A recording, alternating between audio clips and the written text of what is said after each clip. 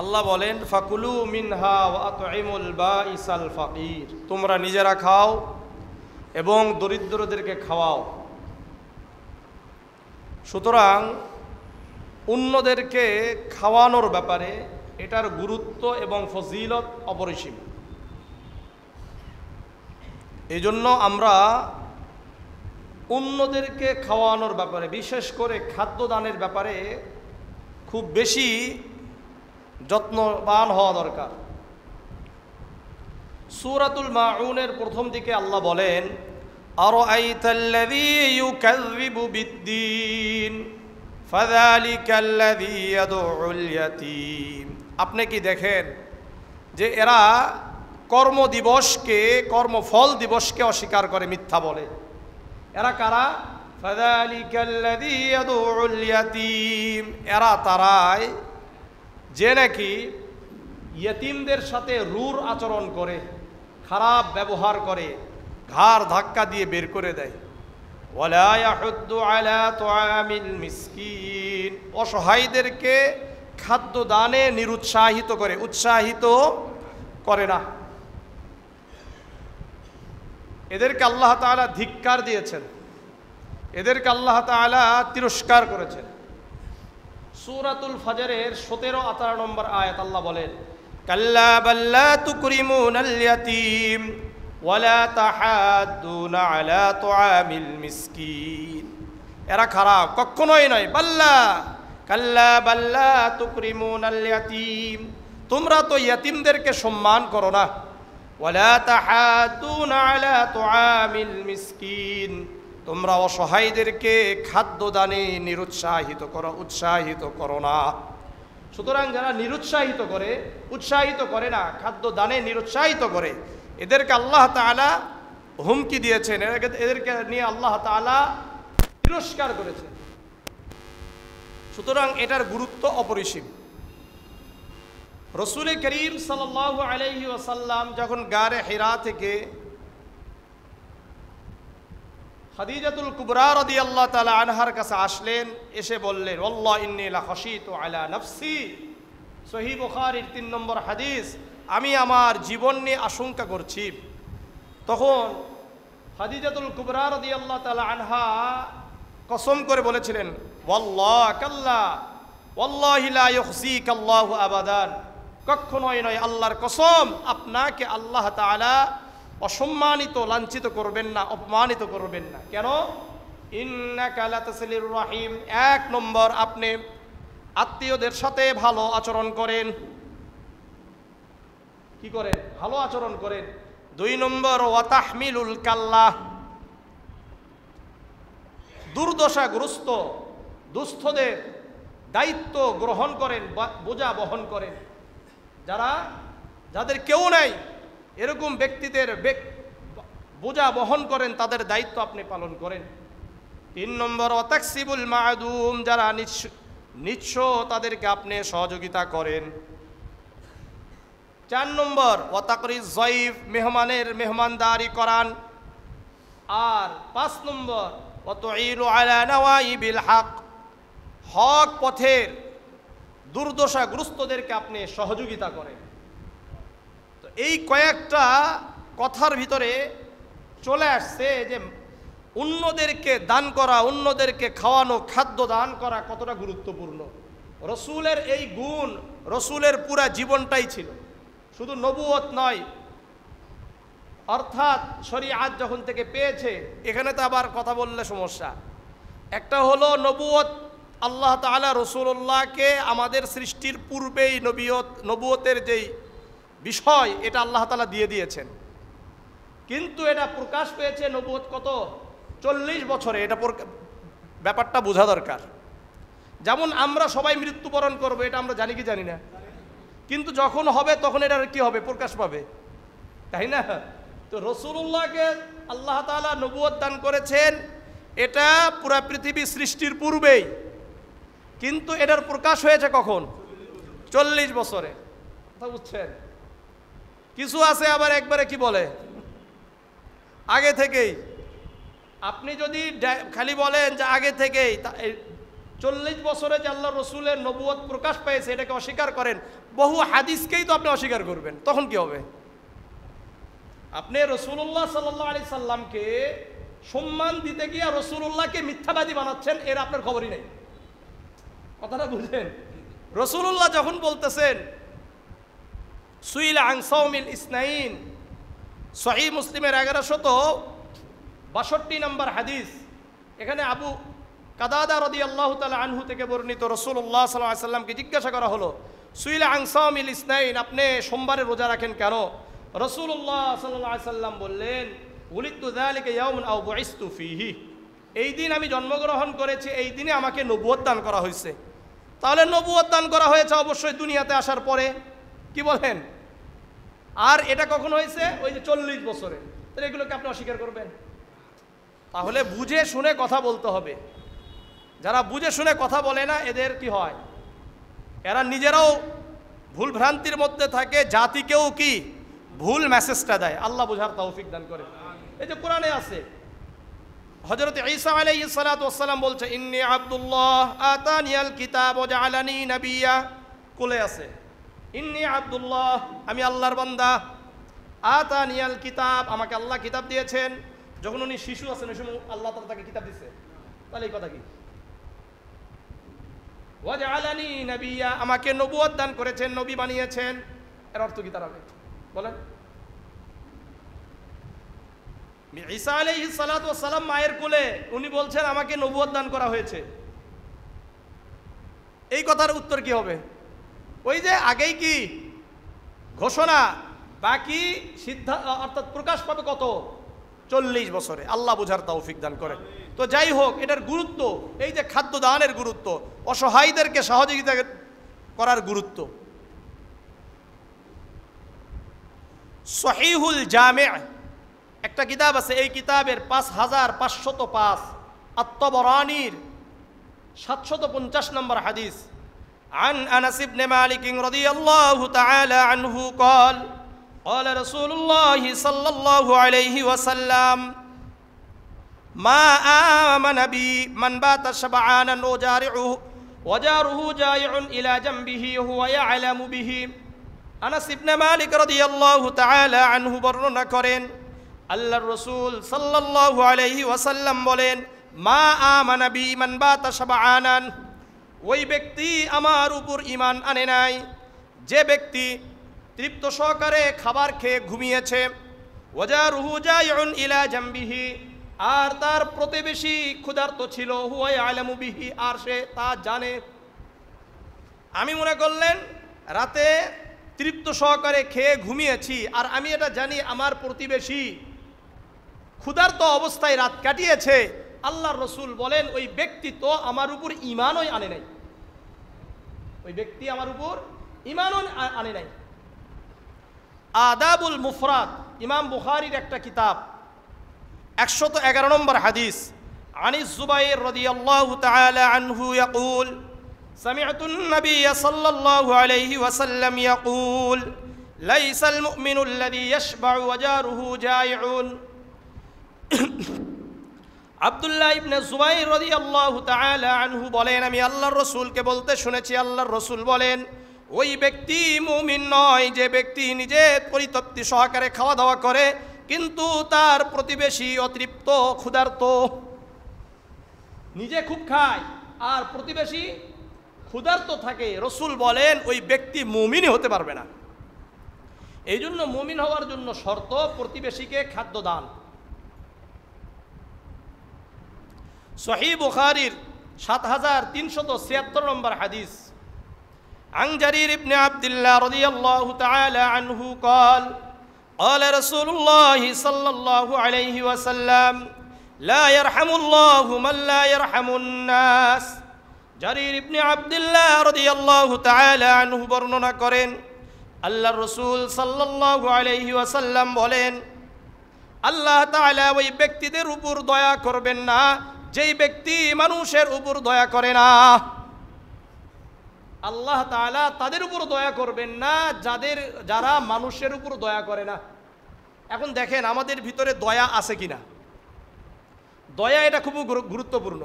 আপনার অন্তরে অন্যের প্রতি দয়া কাজ করে কিনা এটা দেখতে হবে। যদি দেখেন যে আপনার অন্তর অন্যদের প্রতি দয়াশীল নয়, তাহলে বুঝবেন যে আপনি মুমিন না। আপনি কি না? মুমিন না। এটা কিন্তু সবাই আমরা জানি কার অন্তর কতটা অন্যের প্রতি দয়াশীল, অন্যের প্রতি দয়া হয়, এটা চেক করা দরকার। আল্লাহ বুঝার তৌফিক দান করেন, আল্লাহ বুঝার তৌফিক দান করেন, আল্লাহ বুঝার তৌফিক দান করেন। সৎ কর্মশীলদের একটা বড় পরিচয় হলো তারা অন্যদেরকে নিঃস্বার্থে আল্লাহর জন্য খাওয়াবে। কার জন্য? আল্লাহর জন্য খাওয়াবে। এবং তারা জান্নাতে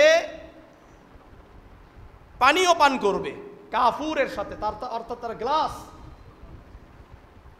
সূরাতুদ দাহরের 5 নম্বর থেকে 9 নম্বর আয়াত আল্লাহ বলেন, ইন্নাল আবরারা ইয়াশরাবুনা মিন কাসিন কানা মিজাজুহা কাফুরা।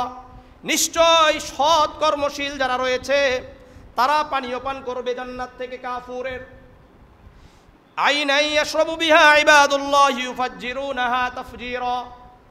এমন ঝর্ণা থেকে তারা পানি পান করবে যেখান থেকে আল্লাহ তাআলার বান্দারা পানি পান করে, ওই ইউফাজ্জিরুনাহা তাফজীরা।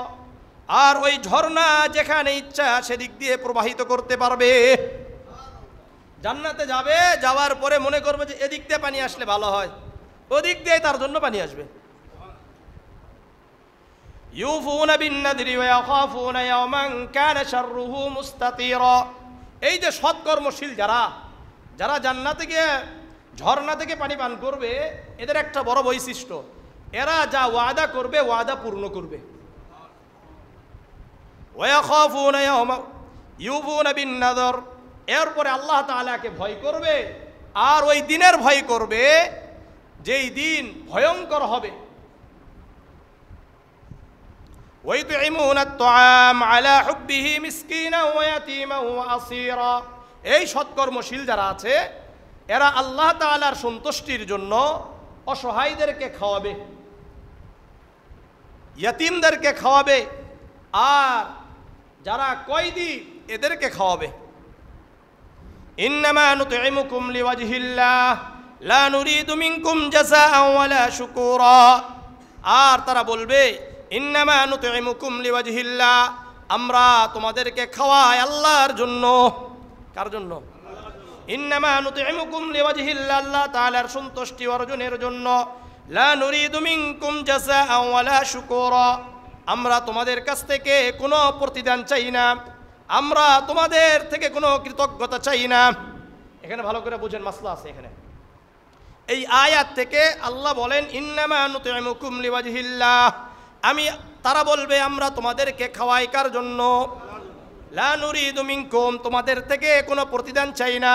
তাহলে আমি কাউকে 10 টাকা দিয়ে বললাম তুমি আমার জন্য দোয়া করবা, এটা কি প্রতিদান? কি প্রতিদান না? ভালো করে বুঝেন।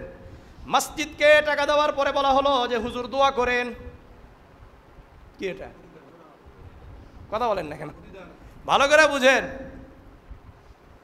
ফকির আসছে, তাকে আপনি কিছু খাবার দিয়েছেন, দিয়ে বলেন যে কি দোয়া করেন, দোয়া চাইলেন, প্রতিদান চাইলেন। ইন্নামা নুতঈমুকুম লিওয়াজহিল্লাহ, ভালো করে বুঝেন মাসলা।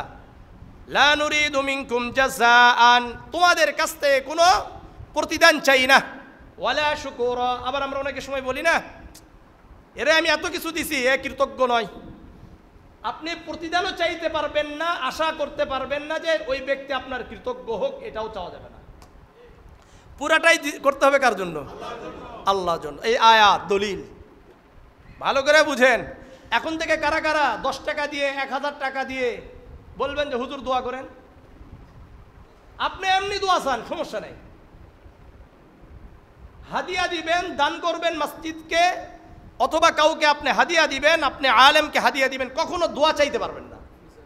ফি সাবিলিল্লাহ, এটা আল্লাহর জন্য দিতে হবে। উলামায়ে কেরামদেরকে দিলে তাকে ভালোবেসে দিতে হবে, প্রতিদান নয়। আপনার উলামায়ে কেরামদের সাথে সম্পর্ক থাকলে আপনি জান্নাতি হবেন, এটা মনে করলেন অনেকটা গ্যারান্টি। কথা বুঝেন নাই? আপনাদেরকে এগুলোর উপর আমি অনেকগুলো হাদিস শুনাইছি, ওদিকে যাচ্ছি না। আর অন্যদেরকে দান, মসজিদকে দান করার পরে দোয়া চাইতে পারবেন না, এটা প্রতিদান হয়ে যায়। আপনি কাউকে কিছু দেওয়ার পরে কি করতে পারবেন না, দোয়া চাইতে পারবেন না। এমনি দোয়া চান, কোনো সমস্যা নাই। কথা আমি বুঝাইতে পারতেছি? এই আয়াত থেকেই বলা হচ্ছে যে লা নুরিদু মিনকুম জাযাআন, কোনো প্রতিদান চাওয়া যাবে না, ওয়ালা শুকুর, কোনো কৃতজ্ঞতাও চাওয়া যাবে না। আল্লাহ বুঝার তৌফিক দান করেন। তাহলে অন্যদেরকে যদি আমি আপনি খাওয়াই, তাহলে আমরা সৎকর্মশীলদের অন্তর্ভুক্ত হব। আমরা এমন ঝর্ণা থেকে পানি পান করব, যেই ঝর্ণাকে আমরা যেমন ইচ্ছা তেমনভাবেই প্রবাহিত করতে পারবো। সুবহানাল্লাহ, বুঝে আসছে? আল্লাহ আমাদেরকে কবুল করেন, আল্লাহ আমাদেরকে কবুল করেন। আপনি অন্যদেরকে খাওয়াবেন, অন্যদের উপর দয়া করবেন, আল্লাহ তাআলা আপনাদের উপর, আমাদের উপর দয়া করবেন। সুনানে আবি দাউদের 4941 নম্বর হাদিস, আন আব্দুল্লাহ ইবনে আমর রাদিয়াল্লাহু তাআলা আনহু قال قال رسول الله صلى الله عليه وسلم الراحمون يرحمهم الرحمن, যারা দয়া করে তাদের উপর রহমান দয়া করেন। আমরা যারা অন্যের উপর দয়া করব, রহমান আল্লাহ তাদের উপর দয়া করবেন। ইরহামু আহলাল আরদি ইয়ারহামুকুম মান ফিস সামা, আল্লাহর রাসূল বলেন তোমরা জমিনবাসীর উপর দয়া করো, আল্লাহ তোমাদের উপর দয়া করবেন। যদি আমরা কাদের উপর দয়া করি? জমিনবাসীর উপর দয়া করি, আসমানবাসী আমাদের উপর দয়া করবেন। সুতরাং আল্লাহর দয়া যদি আমরা পেতে চাই, কি করতে হবে? জমিনবাসীর উপর দয়া করতে হবে। আল্লাহ আমাদেরকে কবুল করেন। যারা অন্যদেরকে খাওয়াবে, আল্লাহ তাআলা তাদেরকে জান্নাত দিবেন। সুনান ইবনে মাজার 3251 নম্বর হাদিস, হাদাসানি আব্দুল্লাহ ইবনে সালাম রাদিয়াল্লাহু তাআলা আনহু قال لما قدم النبي صلى الله عليه وسلم المدينة, আব্দুল্লাহ ইবনে সালাম রাদিয়াল্লাহু তাআলা আনহু বর্ণনা করেন, উনি বলেন আল্লাহর রাসূল যখন মক্কা থেকে মদিনায় হিজরত করে আসলেন, মক্কা থেকে মদিনায় হিজরত করে আসলেন, ইনজাফালান নাসু কিবালাহু, মানুষেরা দলে দলে আল্লাহর রাসূলকে দেখার জন্য অগ্রসর হলো, চলে গেলেন। ওয়াকিল قد قدم رسول الله صلى الله عليه وسلم قد قدم رسول الله صلى الله عليه وسلم قدم رسول الله صلى الله عليه وسلم সালাসান, আর পুরা মদিনার মধ্যে এই এলান করে দেওয়া হলো, ঘোষণা করা হলো 3 বার, আল্লাহর রাসূল এসেছেন, আল্লাহর রাসূল এসেছেন, আল্লাহর রাসূল এসেছেন। ফাজিতু বিন নাস, আব্দুল্লাহ ইবনে সালাম ওই সময় মুসলমান হন নাই। আব্দুল্লাহ ইবনে সালাম রাদিয়াল্লাহু তাআলা আনহু বলেন, আমিও মানুষদের সাথে আল্লাহর রাসূলকে দেখতে গেলাম। কাকে দেখতে গেছে? আল্লাহর রাসূলকে দেখতে গেলাম। ফালাম্মা তাবায়য়ানতু ওয়াজহাহু আরাফতু আন্না ওয়াজহাহু লাইসা বিওয়াজহি কাযাব, আমি আল্লাহর রাসূলের চেহারা মোবারক যখন প্রথম দেখলাম, আমার কাছে স্পষ্ট হয়ে গেল এই চেহারা কোনো মিথ্যাবাদীর চেহারা হতে পারে না। চেহারাটা কি নয়? মিথ্যাবাদীর চেহারা নয়। আগে যে অনেকে বলছে যে মুহাম্মদ মিথ্যাবাদী, কিন্তু আমি যখন আল্লাহর রাসূলের মুহাম্মাদের চেহারা দেখলাম, আমার কাছে এটা একেবারে দিনের আলোর নাই, সূর্যের আলোর নাই স্পষ্ট হয়ে গেল যে এই চেহারাটা মিথ্যাবাদীর চেহারা নয়। ফাকান আউয়ালা শাইইন সামি'তুহু আন তাকাল্লামা বিহি ক্বাল ইয়া আইয়ুহান নাস আফশুস সালাম ওয়া তু'ইমুত তুআম ওয়াসিলুল আরহাম ওয়াসাল্লু বিল-লাইলি ওয়ান-নাসু নিয়ামুন তাদখুলুল জান্নাতা বিসালাম। আমি আল্লাহর রাসূলের মুখ মুবারক থেকে, জবান মুবারক থেকে, পবিত্র জবান থেকে সর্বপ্রথম যেই কথাগুলো শুনতে পাইলাম, আল্লাহর রাসূল দাঁড়িয়ে বললেন, হে লোক সকল, হে লোক সকল, আফশুস সালাম, তোমরা একে অপরকে সালাম দাও, ওয়া তু'ইমুত তুআম, তোমরা একে অপরকে খাওয়াও। কি বলছে? একে অপরকে খাওয়াও। ওয়াসিলুল আরহাম, তোমরা আত্মীয়তার হক আদায় করো। ওয়াসাল্লু বিল-লাইলি ওয়ান-নাসু নিয়াম, যখন মানুষ রাতে ঘুমিয়ে যায়, তোমরা আল্লাহর জন্য দাঁড়িয়ে যাও, সালাতুত তাহাজ্জুদ আদায় করো। এই 4টা কাজ করতে পারলে, 1 নম্বর একে অপরকে সালাম দেওয়া, 2 নম্বর একে অপরকে খাওয়ানো, 3 নম্বর আত্মীয়তার হক আদায় করা, 4 নম্বর তাহাজ্জুদের সালাত আদায় করা, এই 4টি কাজ যে ব্যক্তি করবে আল্লাহর রাসূল বলেন তাদখুলুল জান্নাতা বিসালাম, তোমরা নিরাপত্তার সাথে জান্নাতে প্রবেশ করবে। তাহলে 4টা কাজ করা দরকার। বিশেষ করে কুরবানির সময় এটা বিশাল একটা সুযোগ। অধিক পরিমাণে গোশতটা কি করেন? বন্টন করেন। নিজে কম রেখে অন্যদেরকে দেন, সবাইকে দিবেন, সবাইকে দেওয়ার জন্য চেষ্টা করুন। বিশেষ করে আপনার সাথে যারা চলাফেরা করে আপনার আশেপাশে কিন্তু কুরবানি দেয় নাই, দেওয়ার সামর্থ্য এখন বর্তমান নাই, কিন্তু আবার বুঝতেও দেয় না, আবার কি করে না, বুঝতেও দেয় না, এরকম ব্যক্তিদেরকে খুঁজে খুঁজে দেওয়া। আমার কথা বুঝাইতে পারছি? 5 ওয়াক্ত নামাজে আপনার আশেপাশে থাকে কিন্তু কিনা উনি কুরবানি দিতে পারে নাই, আপনার উচিত হবে খুঁজে খুঁজে তাদের বাড়ি পর্যন্ত পৌঁছায় দেওয়া। কারণ তারা তো অন্যদের মতো ফকির যারা আছে, যারা এমনি করে, এরা তো এটা হলো একটা প্রফেশনাল হিসেবে নিয়ে নিছে। নামাজও নাই, কিছুও নাই, এমনকি ঈদের নামাজ পর্যন্ত পড়ে না, জুমার নামাজ পর্যন্ত পড়ে না। এটা একটা ব্যবসা, এটা নয়। এবং এটা নিয়ে যাওয়ার পরে তো তারা আবার অন্য জায়গায় বিক্রিও করে দেয়। এদের আগে আগে আপনার প্রতিবেশী যারা আছে এদেরকে আগে দেখেন, এরপরে তো যারা আসবে তাদেরকে তো ফিরে দেওয়া ঠিক নয়। আসলে অবশ্যই কিছু কি করবেন, দিয়ে দিতে হবে। কিন্তু উচিত হলো আপনার আশেপাশে, আপনার বাড়িতে থাকেন, আপনার বাসায় ভাড়া থাকেন, আপনার যাদের মাধ্যমে আপনার রিজিকের আল্লাহ ব্যবস্থা করছেন, আপনারা এটা অন্যভাবে নিতে পারেন। আমি এটাই বলি, ভাড়াটিয়ার মাধ্যমে বাড়িওয়ালাদের রিজিকের আল্লাহ ব্যবস্থা করেন। কারণ তারা যদি ভাড়া না থাকতো আপনি কাঙ্গাল হয়ে থাকতেন, এটা তো বুঝেন না, অথচ আপনি আবার তাদের সাথে খারাপ আচরণ করে। লজ্জা থাকা দরকার। আল্লাহ বুঝার তৌফিক দান করেন। যাদের মাধ্যমে আপনার রিজিকের ব্যবস্থা হয় তাদের সাথে আপনি খারাপ আচরণ করেন, এর থেকে জঘন্য কাজ আর কি হতে পারে? এই জন্য বাড়িওয়ালার সাবধান।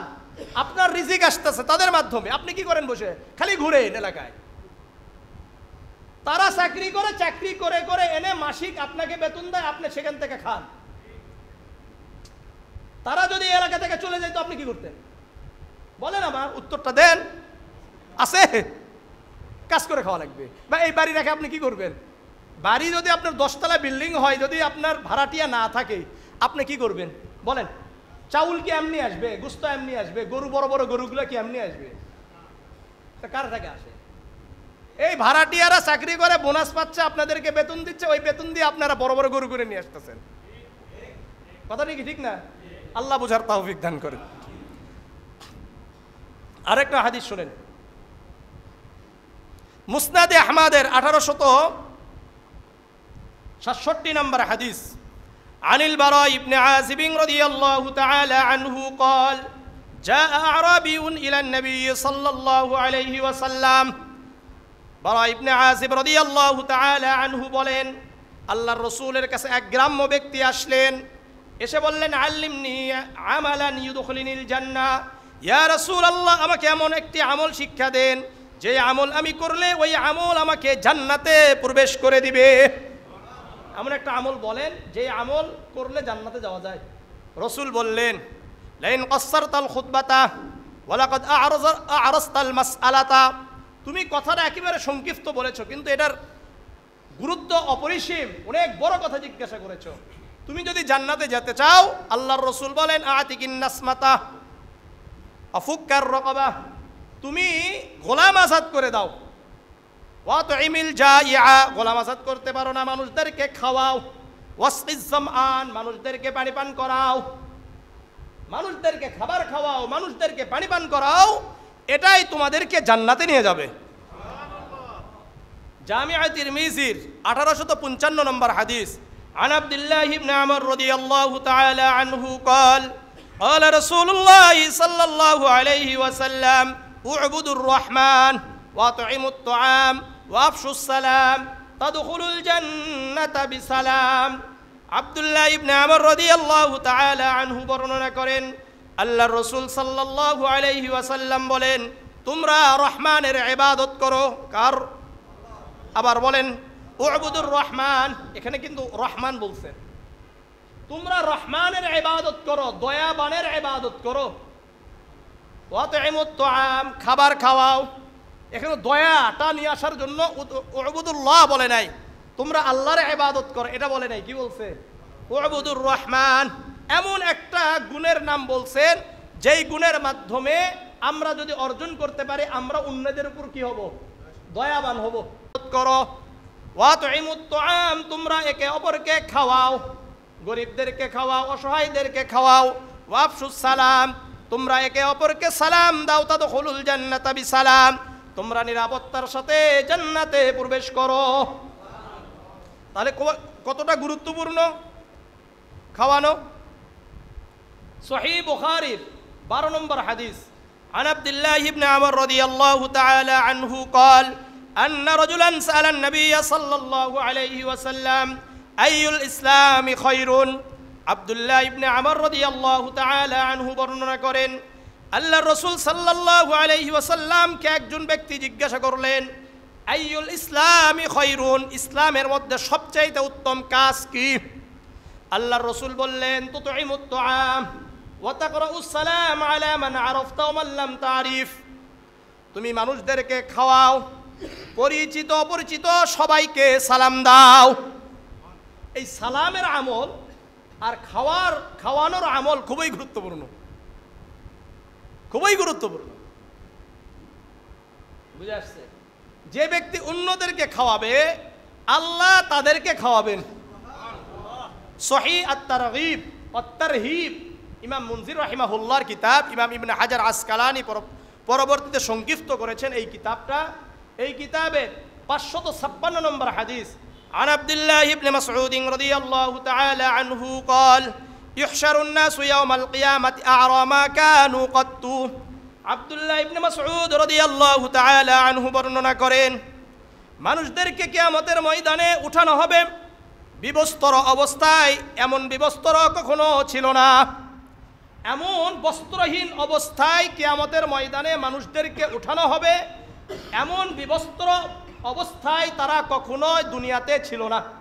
ভালো করে বুঝেন, এমনভাবে বিবস্ত্র অবস্থায় উঠানো হবে যে আমরা ওরকম কোনোদিন বিবস্ত্র অবস্থায়, বস্ত্রহীন অবস্থায় ছিলাম না।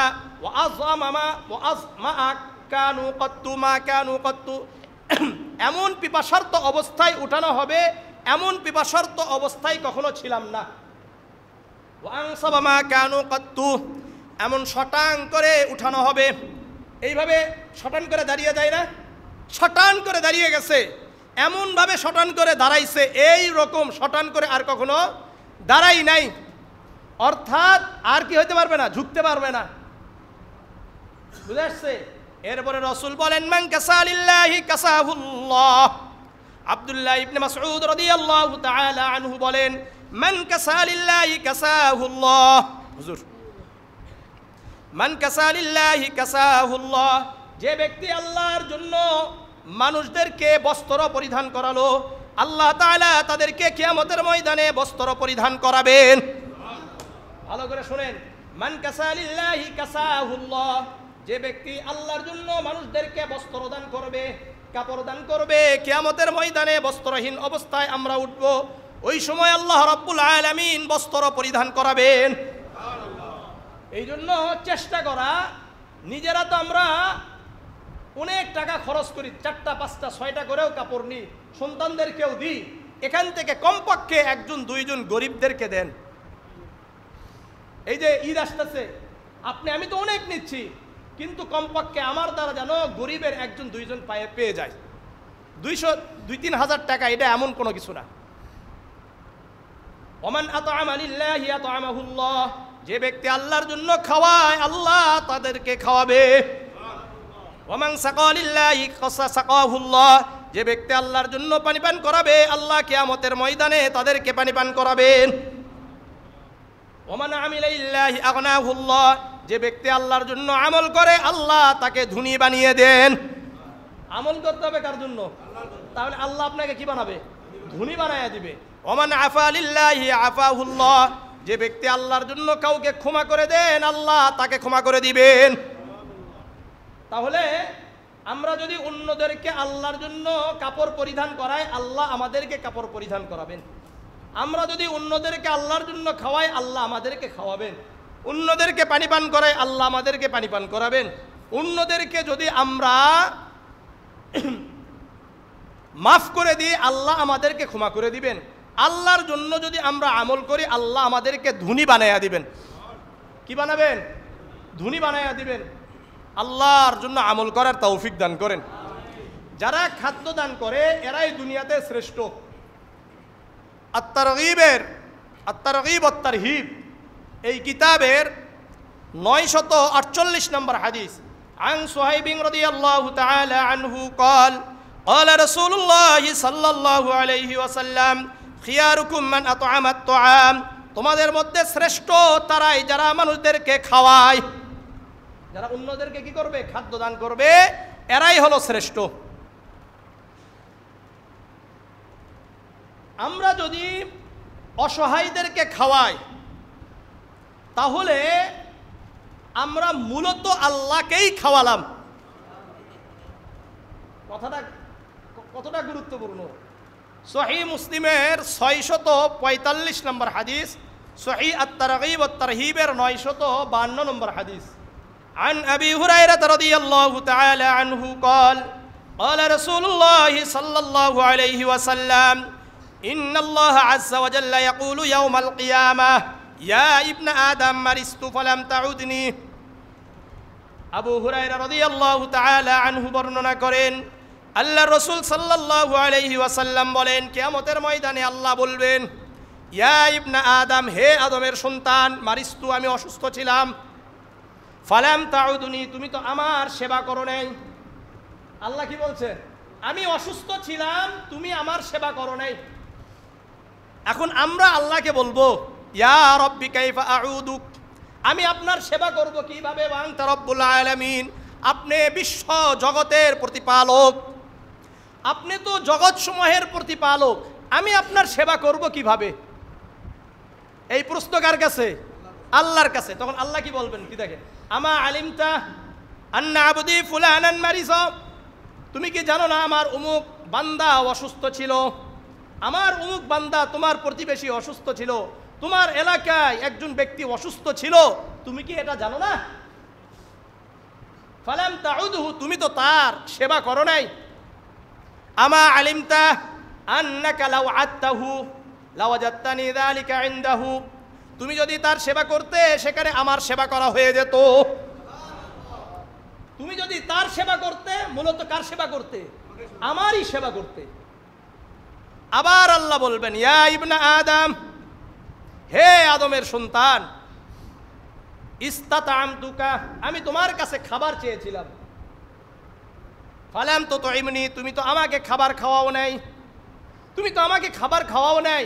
তখন আবার আমরা বলবো, কাইফা উতঈমুকা ওয়া আনতা রব্বুল আলামিন, আয় আল্লাহ, আপনি তো জগৎসমূহের প্রতিপালক, আমি আপনাকে খাওয়াবো কিভাবে? আবার আল্লাহ বলবেন, আমা আলিমতা লাউ ইস্তাতআমাকা আবদি ফুলানুন, আমার অমুক বান্দা তোমার কাছে খাবার চেয়েছিল, ফালাম তুতঈমহু, তুমি তো তাকে খাবার খাওয়াও নাই। তুমি কি জানো না, লাউ ইস্তাতআমাকা লাউ আতআমা হু, যদি তুমি তাকে খাওয়াতে, আতআমতাহু, যদি তুমি তাকে খাওয়াতে, মূলত তুমি আমাকেই খাওয়াতে। কাকে খাওয়াতে?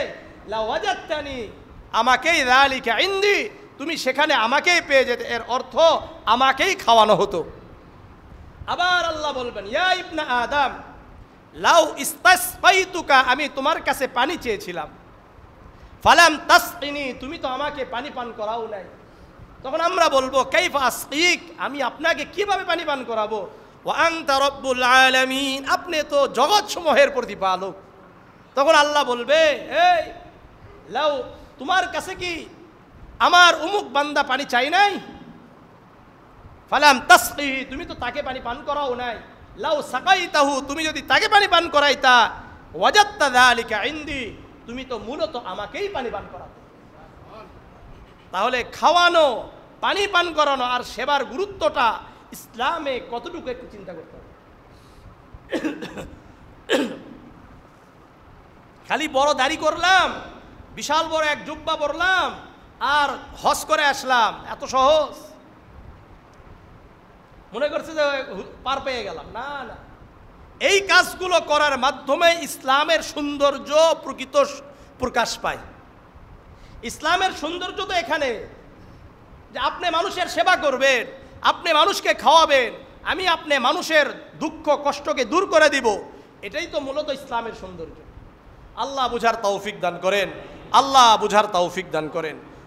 আর কেউ যদি মানুষদেরকে খাবার খাওয়ায়, একটা রুটি পর্যন্ত খাওয়ায়, আল্লাহ রাব্বুল আলামিন এই ব্যক্তি থেকে জাহান্নামকে 7 খন্দক দূর করে দেয়, দূরে সরে দেয়। আল মুস্তাদরাক লিল হাকিম আলা সাহিহাইন একটা কিতাব আছে, এই কিতাবের 7172 নম্বর হাদিস। عن عبد الله بن عمرو بن العاص رضي الله تعالى عنه قال قال رسول الله صلى الله عليه وسلم من أطعم أخاه خبزا فلم يشبعه। আব্দুল্লাহ ইবনে আমর ইবনে আস রাদিয়াল্লাহু তাআলা আনহু বর্ণনা করেন, আল্লাহর রাসূল সাল্লাল্লাহু আলাইহি ওয়াসাল্লাম বলেন, যে ব্যক্তি তার ভাইকে একটি রুটি খাওয়ালো তৃপ্ত সহকারে, এতটা খাওয়াইছে যে তৃপ্ত হয়ে গেছে, ওয়াসাকাহু মাআন হাত্তা ইয়ারউয়াহু, এতটা পানি পান করালো যে সে পিপাসার তো নিবারণ হয়ে গেল, পানি পান করাইছে, পানি একবারে পিপাসার নিবারণ হওয়া পর্যন্ত। বা'আদাহুল্লাহু আনিন নারি সাবআ খানাদিকা, আল্লাহ রাব্বুল আলামিন ওই ব্যক্তিকে জাহান্নাম থেকে 7 খন্দক দূরে সরিয়ে দিবেন। কয় খন্দক? 7 খন্দক। একটা খন্দক আরেকটা খন্দকের মাঝে দূরত্ব কতটুকু? রাসূল বলেন, বু'দাম মা বাইনা খান্দাকাইনি মাসিরাতু 500 সানাতিন, 500 বছরের রাস্তা সমতুল্য। একটা খন্দক থেকে আরেকটি খন্দকের দূরত্ব কত? 500 বছরের দূরত্ব। তাহলে 60টা খন্দক দূরত্ব কতটুকু হবে? একটু চিন্তা করেন। সুতরাং আমরা অন্যদেরকে খাওয়াবো তো ইনশাআল্লাহ, অন্যদেরকে সহযোগিতা করবো তো ইনশাআল্লাহ। ওয়া তাআওয়ানু আলাল বিররি ওয়াত তাকওয়া ওয়া লা তাআওয়ানু আলাল ইসমি ওয়াল উদওয়ান, তোমরা ভালো কাজে একে অপরকে সহযোগিতা করো, তাকওয়ার ব্যাপারে একে অপরকে সহযোগিতা করো। ওয়া লা তাআওয়ানু আলাল ইসমি ওয়াল উদওয়ান, তোমরা গুনাহের কাজে একে অপরকে সহযোগিতা করবা না। আজকে আমরা একে অপরকে সহযোগিতা করি না, বরং একে অপরকে খারাপ কাজে সহযোগিতা করি। যেমন একটা উদাহরণ নেন, মনে করলেন বর্তমান ফিলিস্তিন আমাদের কাছ থেকে দূরে না কাছে? বলেন, দূরে না কাছে? আমরা ওইভাবে সহযোগিতা করতে পারি না। কমপক্ষে যেই কাজগুলো করলে তারা কিছুটা হলেও নির্যাতিত হওয়া থেকে পরিত্রাণ পেতে পারে, এই জায়গাগুলোতে আমাদেরকে সহযোগিতা করা দরকার। কিন্তু এই জায়গাতেও আমরা সহযোগিতা করতে কি নাই? রাজি নাই। যেমন আপনাকে দেখতে হবে ইসরায়েল কোন জায়গা থেকে শক্তি পায়, এই জায়গাগুলো যদি আমরা কিছুটা হলেও তাদের পণ্য যদি ক্রয় না করি, ব্যবহার না করি, কিছুটা হলেও তারা তাদের যেই শক্তি কমে আসবে। আসবে কি আসবে না? আসবে। যেমন ধরলেন কোকাকোলা সহ পেপসি আছে, ফ্যান্টা আছে, যা আছে, ইসরায়েলের অনেকগুলো পণ্য, শুধু কোকাকোলা নয়, অনেকগুলো পণ্য আছে। প্রত্যেকটা পণ্যই আমাদেরকে কি করা দরকার? বয়কট করা দরকার। করলে কি হবে? তারা কিছুটা হলেও শক্তি তাদের হ্রাস পাবে। এটা আমাদের করণীয়। এখন আপনি বলতে পারেন যে আপনি হুজুর খুব কথা বলেন আপনারা, তাহলে ফেসবুক ইউজ করেন কেন? কিছু মূর্খ আছে যারা বুঝে না। শোনেন, সব ইহুদি খ্রিস্টানদের সাথে, বিধর্মীদের সাথে আল্লাহ এবং আল্লাহর রসুল কখনোই অর্থাৎ খারাপ আচরণ করতে বলে নাই, তাদেরকে বয়কট করতে বলে নাই, বরং তাদেরকে বয়কট করতে বলেছেন, তাদের সাথে যুদ্ধ করতে বলেছেন যারা তোমাদের সাথে যুদ্ধ করে। দলিল শুনেন, না জানার কারণে এই কথাগুলো বলে। আমি খুব আশ্চর্যান্বিত হই। সূরাতুল মুমতাহিনা 8 নম্বর আয়াত আল্লাহ বলেন, লা ইয়ানহাকুমুল্লাহু আনিল্লাযীনা লাম ইকাতিলুকুম ফিদ-দীন ওয়া লাম ইখরিজুকুম মিন দিয়ারিকুম আন তাবাররুহুম ওয়া তুকসিতু ইলাইহিম। আল্লাহ তোমাদেরকে নিষেধ করেন না তাদের সাথে ভালো আচরণ করতে, কাফেরদের সাথে খারাপ আচরণ করতে বলেন না, ভালো আচরণ করতে নিষেধ করেন না। কাদের সাথে? যারা তোমাদের সাথে দ্বীনের ব্যাপারে যুদ্ধ করে না। কিসের ব্যাপারে? দ্বীনের ব্যাপারে যুদ্ধ করে না, তোমাদেরকে তোমাদের ঘর থেকে বের করে দেয় না। ইসরায়েল বর্তমান ফিলিস্তিনের মুসলমানদের সাথে কি নিয়ে যুদ্ধ করছেন? দ্বীন নিয়ে যুদ্ধ, ধর্ম নিয়ে যুদ্ধ, মসজিদ আকসাকে নিয়ে যুদ্ধ। এটা দ্বীনের যুদ্ধ না অন্যের যুদ্ধ? এবং ফিলিস্তিন এটা কাদের? মুসলমানদের। তাদের ঘর থেকে তাদেরকে বের করে দিচ্ছে। এখন আমাদের করণীয় কি? তারা তো তাদের জায়গা থেকে যাদের শক্তি আছে তারা যুদ্ধ করছে, আমাদের এখান থেকে করণীয় কি বলেন? আমাদের করণীয় হলো তারা যেই জায়গাগুলো থেকে শক্তি পায় ওই জায়গাগুলো আমাদের এখানে আছে কিনা, যদি থাকে ওই জায়গাগুলো তাদের যেন একটু হলেও শক্তি কি হয়ে যায়, কমে যায়, এই কাজ আমাদের করা দরকার। এখন বলবেন হুজুর ফেসবুক, ওই যে আগেই বললাম ফেসবুক, ইউটিউব, এগুলোর মাধ্যমে তারা আগ্রাসন চালাচ্ছে। এই যে যারা একটা কি করছে, বিজ্ঞাপন করেছে, এটা কিসের মাধ্যমে করছে? তারা মানুষদেরকে মেসেজ দিচ্ছে যে এটা কাদের নয়, ইসরায়েলি পণ্য নয়। এখন আপনি যদি ব্যবহার না করতেন, আপনি এটা জানতে পারতেন? তাহলে তো সবাইকে গ্রাস করে নিত। এক। দ্বিতীয় নাম্বার, এটা যদি আপনি ব্যবহার না করেন তাহলে আপনি তাদের আগ্রাসনের বিরোধিতা কিভাবে করবেন? আর ফেসবুক যেহেতু এখানে আপনাকে সুযোগ দিয়েছে যে গুনাহ করতে পারেন, আমলও করতে পারেন, সুযোগ আছে কি নাই?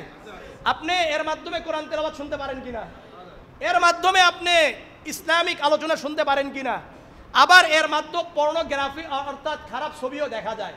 দুটার শক্তি আপনার ভিতরে আছে, এখানে আপনাকে বাধ্য করছেন। হ্যাঁ, ফেসবুক যদি আপনাকে বাধ্য করতো গুনাহ করতে, তাহলে এটাকেও বয়কট আপনাকে করতে হতো। বুঝে আসছে? আর বিধর্মীদের বিষয় জিনিসগুলো যে ব্যবহার করা যায়, এটা আপনি সহিহ বুখারীর বাবু কবুলিল হাদিয়াতি মিনাল মুশরিকিন, মুশরিকদের সাথে ব্যবসা বাণিজ্য করা, মুশরিকদের জিনিসগুলো ব্যবহার করা, তারা যদি কোনো কিছু দেয় এটাকে গ্রহণ করা যায়। এই সমস্ত মুশরিক যারা আপনার ক্ষতি করে না, যারা আপনার ক্ষতি করবে না, তাদের সাথে আপনি ব্যবসা বাণিজ্যও রাখতে পারবেন, তাদের সাথে আপনি সব কিছু করতে পারবেন। হ্যাঁ, ব্যাপার হলো যদি দেখেন যে তাদের তুলনায় মানে তাদের যা আছে মুসলমানরাও এরকম কোনো কিছু তাদেরও আছে, তখন আপনি কাটটা করবেন, মুসলমানেরটা করবেন। ধরে নেন এই এলাকায় একজন নামাজি ব্যবসায়ী আছে আর একজন মুসলমান বেনামাজি আছে, কাটটাই কিনবেন? সাধারণ নামাজিরটা কিনবেন। কিন্তু যদি নামাজি না থাকে তাহলে সবগুলো বেনামাজি, এখন কি করবেন? এখন দেখতে হবে যে মুসলমানকে এইভাবে আস্তে আস্তে আপনাকে যেতে হবে। আপনাকে তো কি করে নাই, বাধ্য করে নাই। খারাপ কাজ করতে তারা কি বাধ্য করতেছে? করতেছে না। তো বেনামাজি যে, সেও তো আপনাকে নামাজ পড়তে দিচ্ছে। তো সুতরাং এইগুলোকে বোঝা দরকার। আর যদি বলেন এগুলো সব তাদের, আমি বলবো বীজগণিতকে যদি দুনিয়া থেকে আপনি কি করেন, সরিয়ে ফেলেন দুনিয়া থেকে, কম্পিউটার, ইউটিউব, কম্পিউটার আর ফেসবুক আর কি বলে মোবাইল, আপনি দুনিয়াতে খুঁজে পাবেন না। আপনি যদি বলেন যে এটা বিধর্মীদের আবিষ্কার, আমি বলবো বীজগণিতকে আপনি সাইড করে ফেলান, তাহলে এটা পান কিনা দেখেন। বীজগণিতের আবিষ্কারক কে? আল জাবের ইবনে হাইয়ান। ইনি কে, মুসলমান না হিন্দু? কথা কয় না, না খ্রিস্টান? বলেন, ইতিহাস দেখেন, শোনেন। বিজ্ঞান এটা একক কারণ নয়।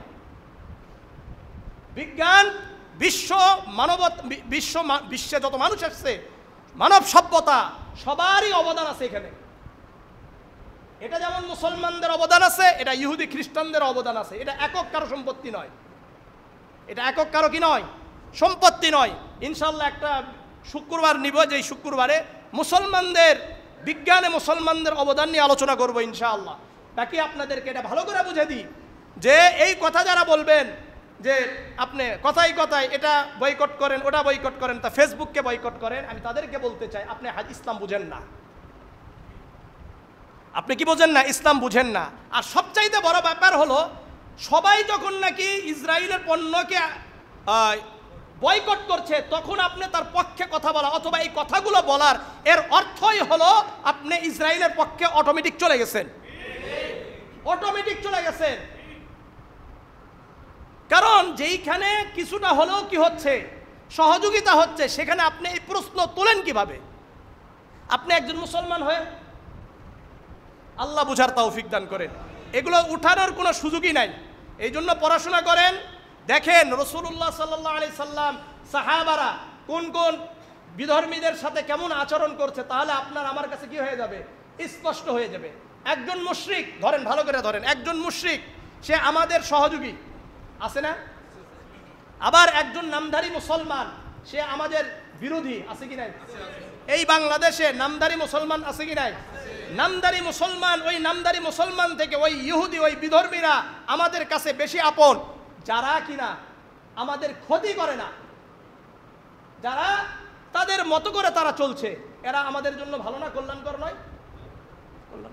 আল্লাহ বুঝার তৌফিক দান করেন, আল্লাহ বুঝার তৌফিক দান করেন। তো আলহামদুলিল্লাহ আমাদের এই সামনে কুরবানি আসছে, এই কুরবানিতে আমরা কি করব?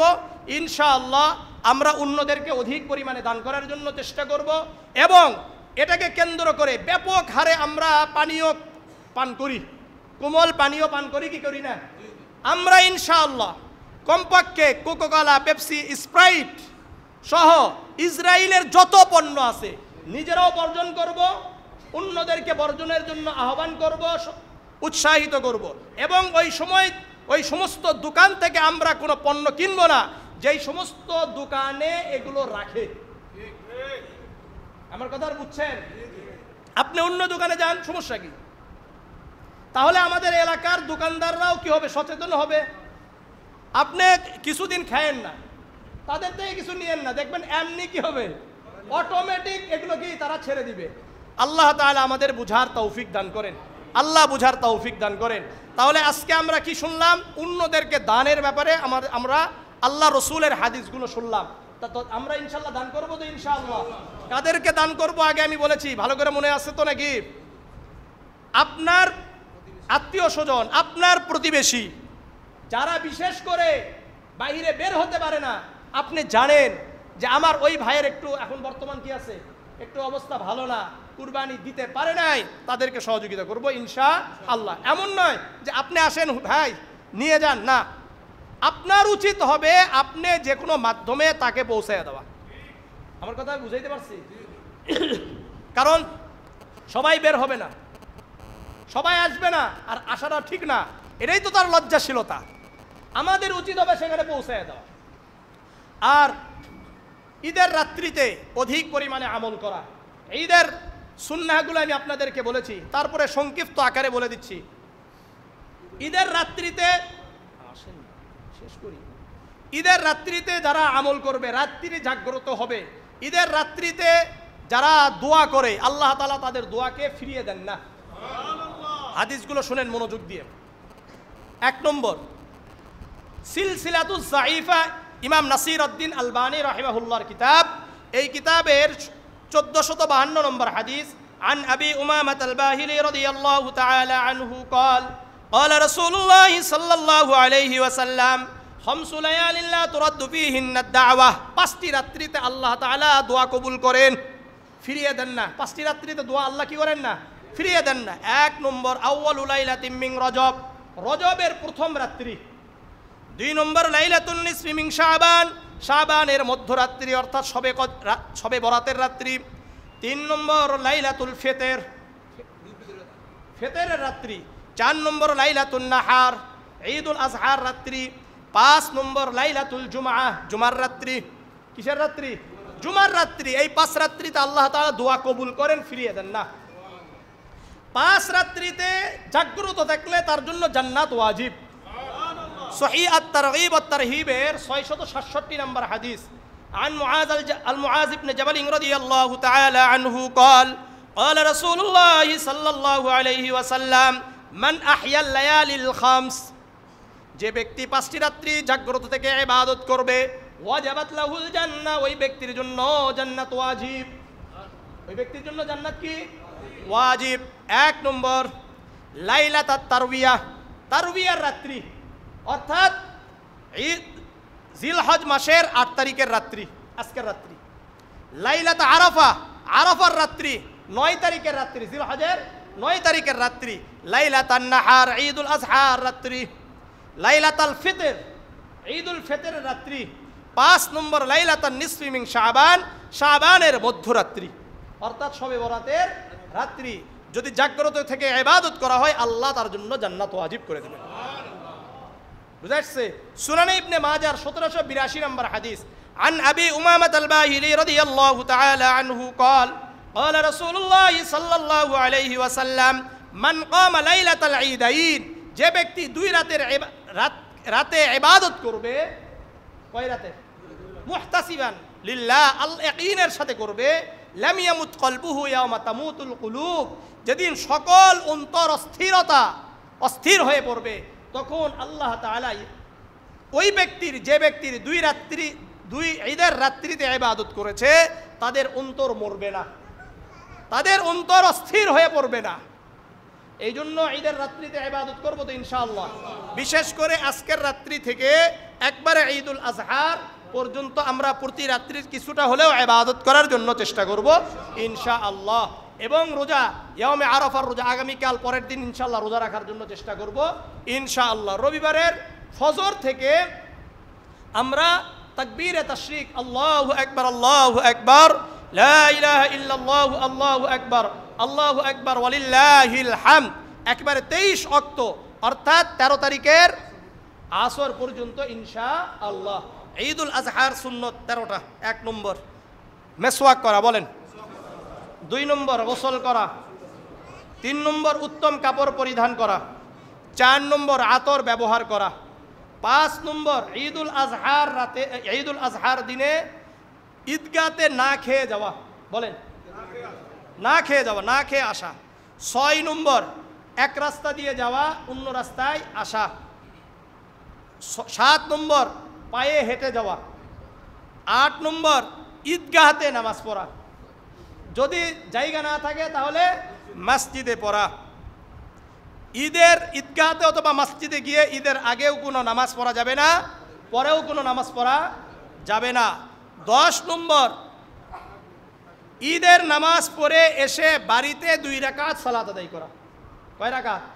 2 রাকাত সালাত আদায় করা। যখন আমরা ঈদগাহতে যাব তখন আল্লাহু আকবার আল্লাহু আকবার, লা ইলাহা ইল্লাল্লাহু আল্লাহু আকবার ওয়ালিল্লাহিল হামদ বলা।